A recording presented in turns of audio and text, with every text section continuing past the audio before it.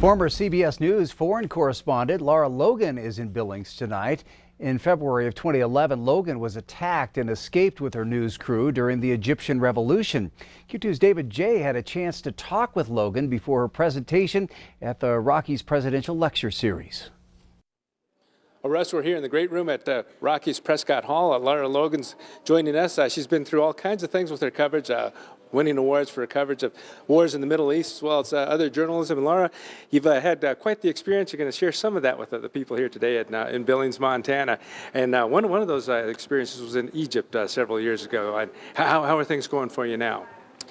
You know, I made a decision almost immediately that what happened to me wasn't going to be my dirty little secret to carry in shame as a burden for all my life. And that was sort of instinctive. And from there, I built on something I heard another victim of rape say many years ago when I was a young girl. And what she said at the trial of the men who raped her was that they took so much from her that night, she wasn't going to give them the rest of her life as well. And that's pretty much what I have lived by. You know, plus I have small children, and life is for living, right? So if you have the opportunity to do that, I don't know how not to reach out with both hands and take it. Doesn't mean that you don't, doesn't mean that you're not scarred. It doesn't mean that you don't carry things with you, right?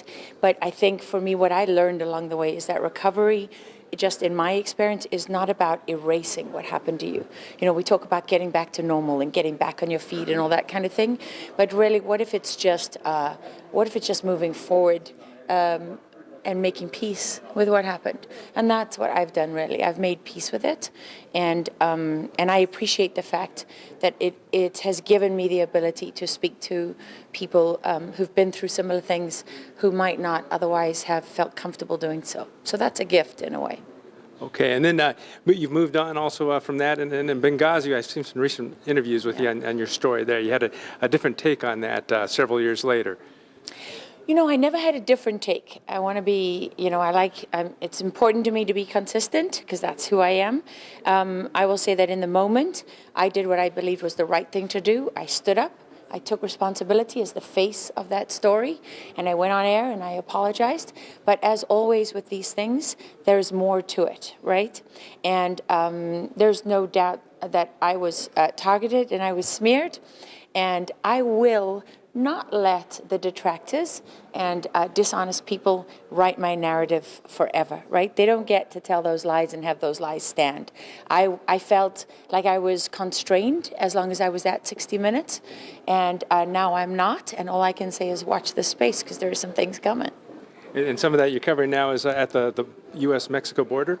Yes, I was fortunate to spend 3 months covering the border on special assignment for Sinclair. And now I am working on a 4-part limited series for Fox Nation.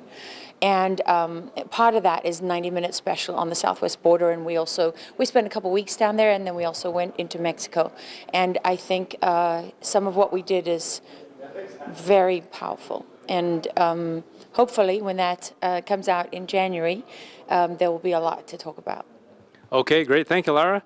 That is Lara Logan, former CBS News correspondent. She'll be here at Rocky Mountain College talking tonight and giving the people some ideas on some of her experiences. Russ, we'll send it back to you. All right, thank you, David. Well, Lara Logan worked for 16 years for CBS News and 60 Minutes. This year, she started working for the Sinclair Broadcast Group as a special correspondent.